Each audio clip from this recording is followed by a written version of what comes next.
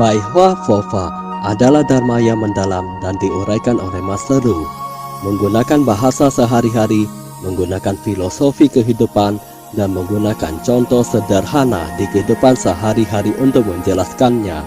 Di dalam Bai Hua Fofa, kita bisa memahami teori dharma yang mendalam dan memunculkan kembali sifat kebudayaan kita semua untuk mengubah nasib kita. Silakan menonton Bai Hua Fofa Master Ru.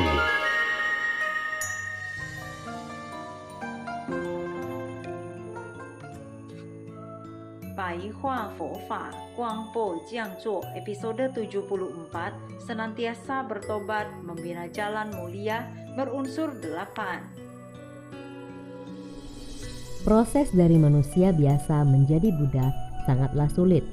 Karena saat manusia ingin menjadi Buddha, dia harus memiliki welas asih dan memaafkan orang lain. Coba bayangkan, seseorang yang sangat Anda benci. Apakah Anda bisa memaafkannya? Apakah Anda bisa melakukannya? Orang itu dan ini jahat padamu. Orang itu pernah menyakitimu.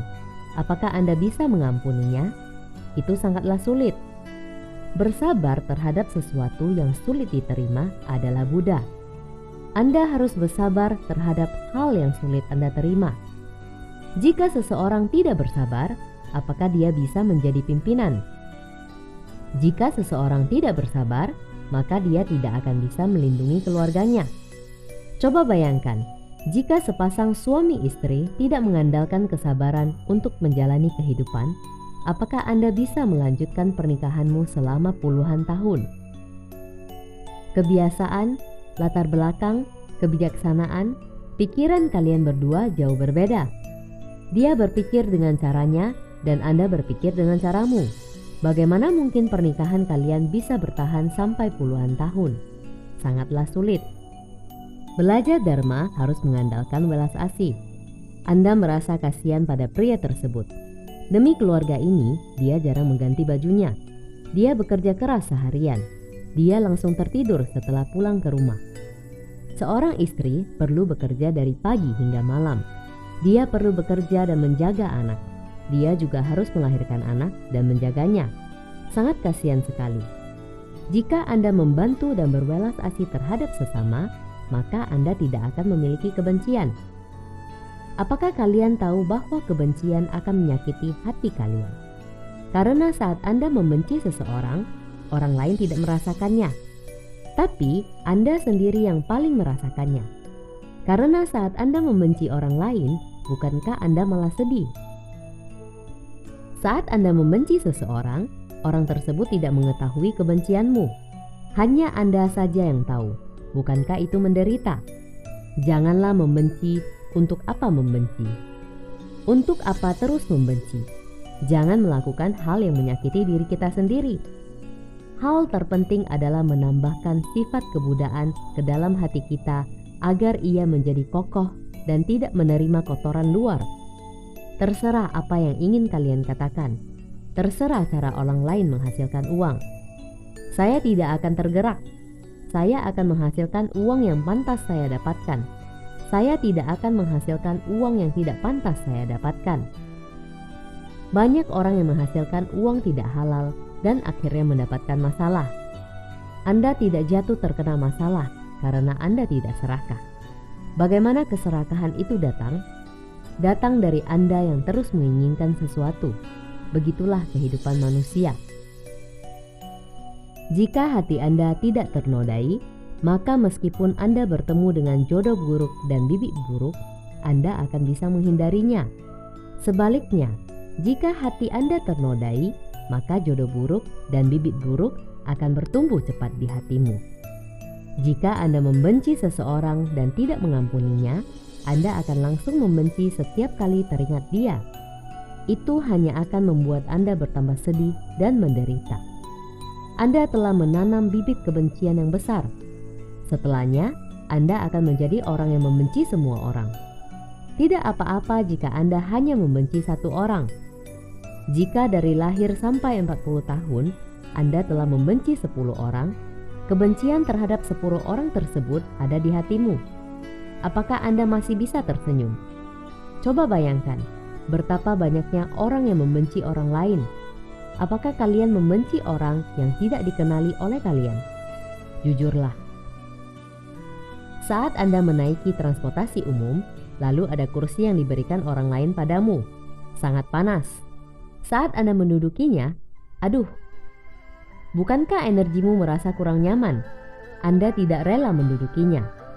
Dia barusan mendudukinya. Kesal sekali. Orang lain mengundang amarah Anda. Hal ini membahas tentang aura seseorang. Semakin Anda membenci, maka akan semakin cepat juga pertumbuhan bibit Anda. Jika Anda serakah dan Anda lanjut menginginkannya setelah tidak mendapatkannya, jika Anda adalah manusia biasa, Anda adalah manusia rendahan. Jika Anda adalah pejabat, maka Anda adalah pejabat yang serakah. Ada banyak hal yang tidak boleh diinginkan lagi. Sudahlah. Dalam kebudayaan tradisi Tiongkok, raja memiliki cara untuk mendapatkan harta kekayaan. Hal ini memberitahu kita bahwa kita benar-benar menjadi manusia yang baik. Jangan mengambil hal yang bukan menjadi milikmu. Anda boleh mengambil hal yang menjadi milikmu. Janganlah mengambil hal yang bukan milikmu. Jangan biarkan jodoh buruk dan bibit buruk di hati Anda terus bertumbuh dengan cepat. Semakin Anda membenci, serakah, dan melakukan hal bodoh, Anda akan menjadi semakin cepat kecewa. Saat Anda bertemu dengan orang yang tidak memiliki semangat hidup, jika aura orang tersebut kurang bagus, maka kurangilah berbicara dengannya. Aura orang tersebut sangat buruk. Jika Anda berbicara dengannya, maka Anda akan terpengaruh olehnya. Kalian berhubungan dengan orang yang selalu membuat lelucon dan tertawa. Aura orang semacam ini sangat bagus. Perhatikanlah sesama kalian dengan sesama. Wajah orang itu sangat cuek. Aura ing-nya sangat berat. Sekali Anda melihatnya, orang ini selalu mengeluh. Perilaku orang ini begini lagi. Cepatlah baca parita. Lingkungan sekitarnya kurang baik. Jika orang sekitarnya selalu membuat lelucon dan berbahagia, orang tersebut sedang hidup bahagia di dalam dharma. Terima kasih, makanan ini sangat enak. Suasana hati orang tersebut sangat baik. Maka berteman dengannya saja. Begitulah proses pengaruh Allah seseorang. Jika master selalu menampilkan wajah yang khawatir, untuk apa kalian mengunjungi master? Bukankah saat kalian mengunjungi sepuh, kalian paling suka melihat cara sepuh berbicara? Contohnya, membuat lelucon Buddha Maitreya juga bahagia. Dharma menggunakan kegembiraan untuk menyadarkan manusia. Buddha Maitreya menggunakan kegembiraan untuk menyadarkan manusia. Mengapa Anda belajar Dharma malah harus menyendiri? Praktisi Buddhis pasti menderita. Itu bohong. Praktisi Buddhis itu hidup bahagia. Semua makhluk bagaikan sebutir beras, besar bagaikan gunung Meru. Dikarenakan kalian belajar Dharma dan membaca parita, jadi kalian memiliki pahala ini. Anda baru bisa memakan makanan ini. Apakah orang luar di jalanan bisa memakan makanan ini? Dikarenakan Anda adalah praktisi Buddhis, jadi kalian disuguhi makanan. Jika kalian bukan praktisi Buddhis, siapa yang menyuguhi kalian makanan? Jika Anda berkata bahwa saya masuk koran, di sini kami menyediakannya secara gratis. Jangankan kalian, masih banyak orang yang mengantri sampai pusat kereta dan pusat kota. Saat sepuh menjelaskan Dharma, kalian bahagia. Manusia harus belajar saat dia bertemu dengan jodoh baik dan buruk. Dia harus belajar untuk mengaturnya. Saat bertemu dengan pengetahuan baik, Anda harus bersyukur. Saat bertemu hal buruk, maka Anda akan ternodai. Saat bertemu jodoh buruk dan bibit buruk, Anda harus tahu untuk tidak boleh menyentuhnya. Sekali Anda menyentuhnya, Anda akan mengalami kemunduran. Kita harus menjalin jodoh dengan tulus. Jodoh apa yang harus dijalin? Menjalin jodoh Dharma. Mendengarkan Dharma adalah menjalin jodoh. Dalam agama Buddha, arti dari membina hati yang terbebaskan adalah Anda harus melihat dunia ini dengan jelas. Janganlah berebutan. Ada orang yang telah menyimpang dan salah jalan. Bodhisattva telah berkata bahwa segalanya adalah kepalsuan. Saya sudah melihatnya dengan jelas. Ternyata semuanya palsu. Saya tidak ingin hidup lagi. Lalu dia bunuh diri. Bukankah otaknya bermasalah? Tujuan Bodhisattva menghimbau kita untuk membina hati yang terbebaskan adalah agar kita tidak serakah. Asalkan Anda puas, sudah cukup. Senantiasa berpikir, apakah Anda sudah puas? Saya sudah puas. Pikirkan ada berapa banyak yang masih belum makan dan berpakaian yang baik. Saat Anda tiba di rumah sakit, ada banyak orang cacat. Betapa kasihannya. Ada orang yang kaki dan tangannya bermasalah. Ada orang yang buta. Kasihan kan? Ada orang yang tuli. Ada banyak ibu dan bapak tua telah lanjut usia dan Anda berbicara pada mereka. Apa? Manusia harus belajar untuk menutup diri. Mengapa Sefu belajar untuk menutup diri? Menutup diri adalah membina diri dan memelihara sifat sejati kita. Janganlah memikirkan hal yang ada di luar sana dan jangan memusingkannya.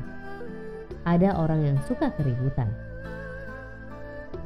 Sefu beritahu kalian, dulu ada kalimat yang berbunyi, anak yang berisik akan mendapatkan susu. Itu salah. Memang pada saat anak itu berisik, dia akan mendapatkan susu. Tapi setelah itu, orang Shanghai pasti mengetahuinya. Itu akan dihabisi oleh kehidupan. Ia akan membuat Anda merasakan penderitaan agar Anda tidak berisik. Menggunakan ketulusan kita untuk menjalin segala jodoh baik yang ada di dunia ini. Janganlah ternodai oleh 5 nafsu keinginan dan 6 kekotoran batin di dunia ini. Apakah kalian ingin menjadi orang kaya? Sefu tanya kalian. Semua orang pasti ingin menjadi orang kaya. Sefu menyerahkan kekayaan pada kalian. Kalian pasti bisa menjadi orang kaya. Mengapa demikian? Karena saat kalian memahami Dharma, maka Dharma adalah kekayaan yang tidak tertandingi. Saat manusia memiliki kekayaan dan Dharma, saat masalah tidak bisa diselesaikan dengan uang, Dharma pasti bisa menyelesaikan masalah itu. Coba kalian bayangkan, ada banyak hal di dunia ini, termasuk jodoh burukmu dengan pimpinan yang tidak bisa terselesaikan. Kita bisa membaca Cececo untuk menyelesaikannya. Dari segi semangat dan raga kita bisa membaca Tapeco agar kesehatan kita membaik. Saat kita tidak bisa berpikir dengan jernih, kita bisa membaca Xingqing dan pikiran kita bisa kembali jernih. Apakah kekayaan ini masih kecil? Saat Anda berhasil mendewasakan anakmu dan membaca Parita, apakah anak tersebut akan durhaka padamu? Tidak seperti orang Australia yang menempatkan orang tuanya di panti jompo saat mereka sudah lanjut usia. Mereka berkata bahwa pengantaran ke panti jompo adalah perawatan dan perpisahan dengan orang tua mereka. Sekali mereka masuk, mereka tidak akan bisa keluar lagi. Sefu beritahu kalian, kalau kalian mampu, jangan masuk ke panti jompo. Jika kalian mampu, kalian juga bisa hidup dengan bahagia. Badan kalian juga bisa sehat. Ini adalah kemampuanmu. Membina diri bisa membuat Anda mendapatkan kemampuan pertamamu, yaitu tidak masuk ke panti jompo. Jika kalian masuk ke panti jompo, kalian hanya perlu menunggu 3 hal. Menunggu diberi makan, menunggu untuk tidur, menunggu untuk mati. Pergilah jika kalian rela. Saya tidak akan menentang. Master tidak akan pergi ke sana. Hanya Dharma yang bisa menyelesaikan permasalahan kelahiran dan kematian. Lalu kita mendapatkan sifat sejati yang tidak terlahirkan dan termusnahkan. Saat manusia bisa berpikir dengan jelas, yaitu tanpa kelahiran dan kemusnahan. Setelah mati pasti akan hidup kembali. Setelah hidup pasti akan mati. Manusia akan kehilangan setelah mendapatkannya. Manusia akan mendapatkannya setelah kehilangannya. Tidak ada artinya hidup dan mati, mendapatkan dan kehilangan, semua harus berserah kepada jodoh. Saat karma buruk dan jodoh karma tiba, kita harus menggunakan hal yang sama untuk menggantikannya. Saat suami Anda berpergian dengan sikap seperti begitu, Anda juga harus menggunakan cara yang sama untuk menggantikannya. Dia bisa begini pasti karena saya berhutang padanya di kehidupan lampau. Saya pasti dimarahinya. Sudahlah. Sama seperti anak kecil, ada orang yang hatinya tidak tenang. Saat anak memarahinya, orang tuanya bisa menerimanya. Tapi begitu sepasang suami istri bertengkar, mereka pasti tidak bisa saling mengalah. Mengapa demikian? Itu bukanlah hantu penagih hutang. Karena mamanya berpikir, saya melahirkan anak ini, jadi dia boleh memarahi saya. Sedangkan suami tidak dilahirkan oleh saya. Ini adalah sebuah keegoisan. Bagaimana sesama manusia menggunakan substansi mendasar untuk menyelesaikan permasalahan di dunia ini dan permasalahan penderitaan semua makhluk. Sebenarnya Anda harus memahami pendasaran dari 6 alam kehidupan. Itu artinya dikarenakan kita memiliki utang di kehidupan masa lampau, kita harus membayarnya di kehidupan sekarang. Kita mendapatkan apapun yang kita tanamkan. Jika Anda menatap sinis pada orang lain, maka orang lain akan menatap sinis padamu juga. Jika Anda marah pada orang lain, maka orang lain akan marah padamu juga. Jika Anda memukuli pada orang lain, maka orang lain akan memukulimu juga. Jika dia kalah berkelahi, dia akan menyuruh orang lain untuk memukulimu. Ada berita yang mengatakan bahwa suami terus memukuli istrinya. Suaminya memiliki wanita lain di luar sana. Lalu istrinya sangat marah dan dia menyuruh orang untuk membacok suaminya. Lalu kasus ini pun keluar. Jadi, jangan sampai mendesak orang lain sampai ke titik akhir. Jangan berbicara terlalu berlebihan di dunia ini. Dalam kebudayaan tradisional Tiongkok dikatakan, boleh memakan banyak nasi, tapi jangan mengatakan perkataan yang berlebihan. Kita harus menyisakan ruang saat kita berbicara. Kita harus menyisakan ruang untuk berputar bagi kita sendiri. Saat Anda mengerjakan sesuatu, jangan berkata, saya saja, saya pasti bisa. Sama seperti kalian berikrar di hadapan bodhisattva, kalian juga harus menyisakan ruang. Nasi harus dimakan secara perlahan-lahan. Begitu juga hubungan kalian dengan pimpinan kalian. Kalian harus menjamin sesuatu pada pimpinan kalian. Anda tidak akan naik jabatan. Orang yang disukai oleh pimpinan itu seperti, cobalah. Pimpinan, Anda tenang saja, saya akan berusaha sekeras mungkin. Jangan mengatakan hal yang pasti seperti, serahkan pada saya. Lalu, Anda jatuh ke dalam masalah dan membuat jabatanmu turun. Jika kalian tidak belajar dengan sepuh, dengan siapa kalian belajar? Harus ada bodhisattva di dalam hatimu. Anda harus paham bahwa apapun yang kita lakukan, jangan memberikan hal yang pasti. Karena ada tentara surgawi yang sedang melindungi kita di dalam hati kita. Jadi, sebisa mungkin selama masa penerimaan balasan karma, kalian harus belajar untuk bersabar. Manusia pasti memiliki masa penerimaan balasan karma. Apa kalian tahu arti dari masa penerimaan balasan karma? Itu adalah masa sial. Apa ada orang yang seumur hidupnya lancar terus? Apa ada orang yang terus sial? Apakah ada masa tersebut? Terkadang memang ada masa sial tersebut. Setelah sial, maka semuanya akan baik-baik saja. Bertahan saja. Saat ekonomi sedang memburuk, Anda hanya perlu bertahan saja. Saat semangat sedang memburuk, Anda hanya perlu bertahan saja. Saat kesehatan sedang memburuk, Anda hanya perlu bertahan saja. Saat keluarga sedang memburuk, Anda hanya perlu bertahan saja. Semuanya itu mengandalkan penahanan, bersabarlah. Mengapa ada sabar dan gigi di dalam Satparamita? Apakah kalian ingin bersabar?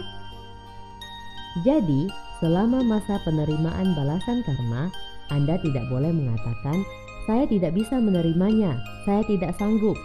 Karena itu berarti Anda telah membuat karma baru lagi. Sekali manusia tidak bisa berpikir dengan jernih, manusia akan membuat karma buruk baru lagi. Anda telah menanam bibit buruk pada masa penerimaan balasan karma yang akan datang. Atas dasar apa dia jahat pada saya? Saya harus balas dendam. Sekali Anda balas dendam, maka pembalasan dendam selanjutnya akan lebih parah lagi. Jika terus membalas dendam, maka kapan akan berakhir? Apakah kalian masih tidak tahu setelah mengalami banyak pengalaman? Jika Anda jahat pada orang lain, maka orang lain akan jahat padamu juga. Semakin Anda jahat pada orang lain, maka orang lain akan semakin jahat padamu juga. Bukankah kerabat dan temanmu pernah mengalami kejadian ini? Jangan mengambil hal baik secara paksa. Orang yang tulus tidak akan mengambil hal baik secara paksa. Jangan serakah. Jika kita ditakdirkan memilikinya, kita pasti akan memilikinya. Jika kita tidak ditakdirkan untuk memilikinya, maka kita tidak boleh memaksakan kehendak. Jangan menggunakan berbagai cara untuk mengambil sesuatu dengan paksa dan membuat karma buruk. Ada banyak orang mengambil barang orang lain secara paksa. Pada akhirnya dia membuat karma buruk. Pertobatan adalah pembinaan diri. Chan adalah membuka kejahatan kita sendiri. Kejahatan yang ada di masa lalu dinamakan Chan. Hui artinya kita tidak melakukannya lagi setelah menyadarinya. Chan dan Hui itu berbeda. Apa itu Chan? Saya telah salah. Bodhisattva, ampunilah saya. Ampuni hal ini dan itu. Ini dinamakan Chan. Apa itu Hui? Itu adalah penyesalan. Saya tidak boleh melakukannya lagi. Saya berjanji pada Bodhisattva, saya tidak akan melakukannya lagi. Jadi, Chan dan Hui harus ditempatkan secara bersamaan. Jika hanya Chan tanpa Hui, itu seperti Anda ada di hadapan Bodhisattva, saya salah, tapi Anda melakukan kesalahan lagi. Setelah Chan, Anda harus Hui. Anda harus menyesalinya. Setelah Anda menyesalinya, Anda tidak boleh melakukannya lagi. Ada banyak orang yang selalu menyesal. Saya sungguh menyesal. Saya sungguh buta karena telah menikahinya. Akhirnya, mata Anda buta sebelah. Lalu Anda menikah lagi. Setelah menikah, Anda bahagia sekali. Saya bahagia sekali. Lalu mulai bertengkar lagi. Kebiasaan buruk dahulu tidak Anda ubah dan sikap Anda sangat buruk. Lalu semakin kalian hidup bersama, aduh, mata saya buta sebelah lagi. Lalu matanya buta sebelah. Perbedaan setiap orang sangatlah besar. Setiap orang hanya memikirkan permasalahan masing-masing. Siapa lagi yang bisa benar-benar harmonis? Hanya praktisi Buddhis saja. Mengapa praktisi Buddhis begitu harmonis? Karena dia bisa menoleransi. Saat Anda melihat perbuatan orang yang membuat Anda marah, jika dia adalah mama saya, jika itu adalah anak muda, jika dia adalah kakak dan adik kandung saya, maka Anda bisa menoleransinya. Begitulah konsepnya. Manusia harus tahu bahwa pertobatan adalah kita meminta maaf pada penagih hutang karma kita. Ketika kalian berlutut di hadapan Bodhisattva dan membaca Li Fo Ta Cha Hui Wen, itu artinya kalian sedang meminta maaf pada penagih hutang karma kalian. Maaf, saya bersalah lagi. Tidak seharusnya saya bersikap begitu. Itu karena Anda berhutang padanya. Akhirnya Anda membalas dendam. Lalu Anda membuat kesalahan yang lebih banyak lagi. Karma buruk yang telah dibuat pada masa lalu harus diperbaiki dengan kegigihan. Setelah Anda membuat karma buruk, Anda harus menggunakan kegigihan untuk mengubahnya. Saya akan menjelaskan jalan mulia berunsur 8. kalian sering mendengar jalan mulia berunsur 8. Jalan mulia berunsur 8 adalah 8 jalan suci. Ada 8 jalan kebenaran agar manusia bisa tersadarkan, agar manusia bisa menjadi benar. Mengapa banyak orang yang tidak benar? Karena mereka tidak mempelajari jalan mulia berunsur 8. Manusia harus benar.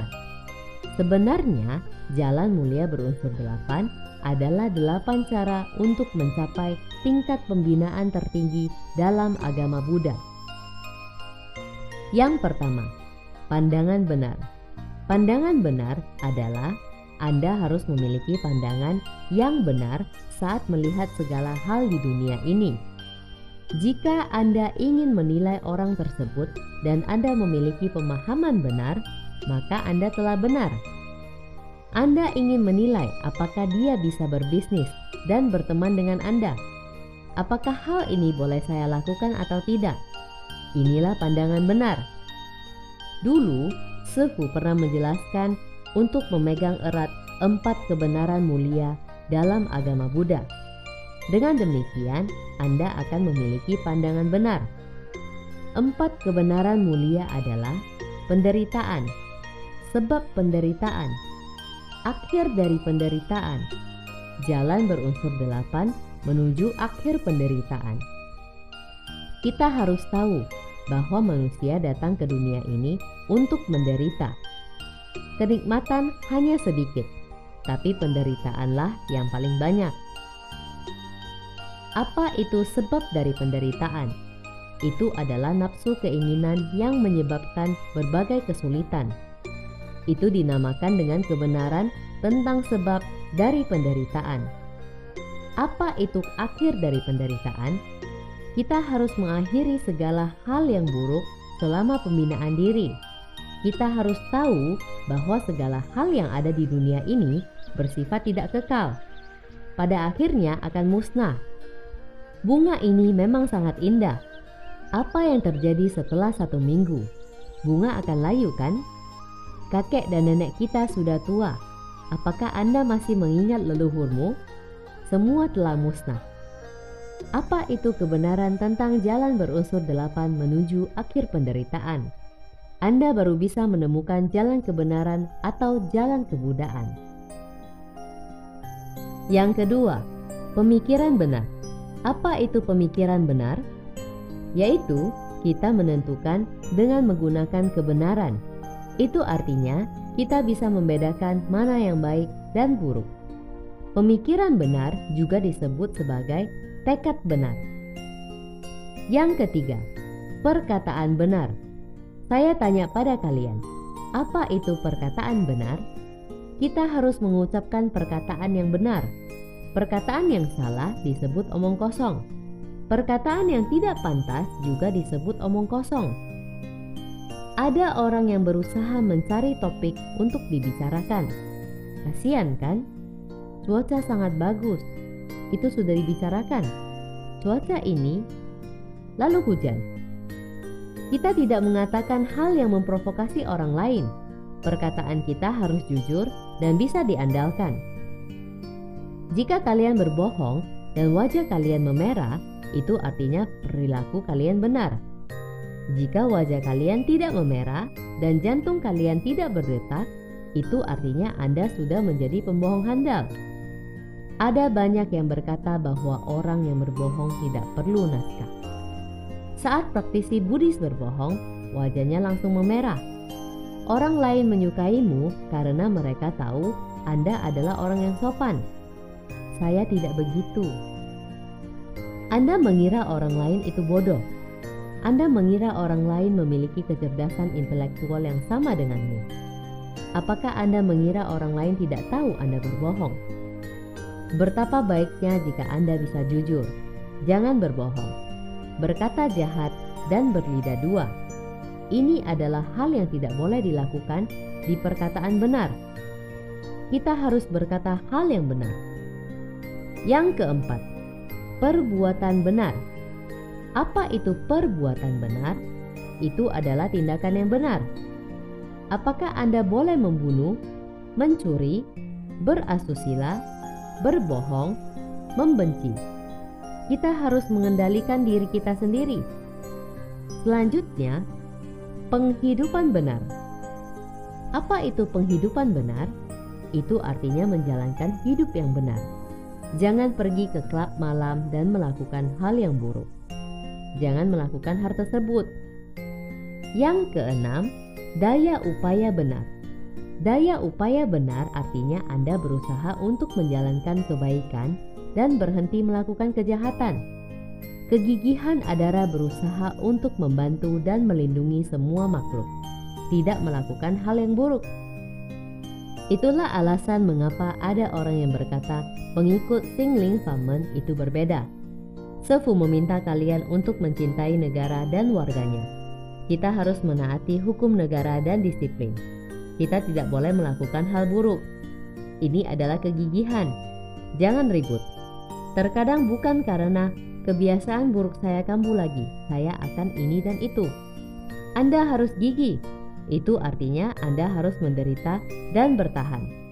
Saya harus mencari cara untuk mengubah kebiasaan saya sendiri. Saya harus mengubah kebiasaan buruk saya.